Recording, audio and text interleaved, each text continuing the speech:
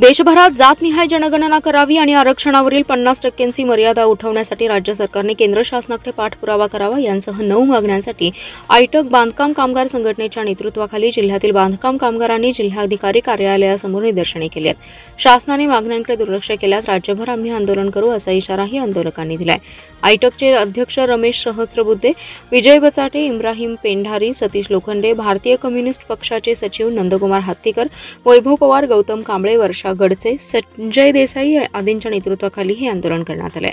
जिल्हाधिकाऱ्यांना दिलेल्या निवेदनात म्हटलंय की सरकारी सेवेतील रिक्त जागा ताबडतोब भराव्यात, अतिक्रमित गायरान धारकांना जमिनी मिळाव्यात, बांधकाम कामगारांना घरे देण्यासाठी सुरू करण्यात आलेल्या अटल बांधकाम कामगार आवास योजनेची सर्व जिल्ह्यात काटेकोरपणे अंमलबजावणी झाली पाहिजे। शहरी आणि ग्रामीण भागामध्ये बांधकाम कामगारांना किमान 5 लाख रुपये समान अनुदान वाटप झालं पाहिजे। बांधकाम कामगारांना घरे बांधण्यासाठी शहरी आणि ग्रामीण भागात मोफत उपलब्ध करून द्यावी।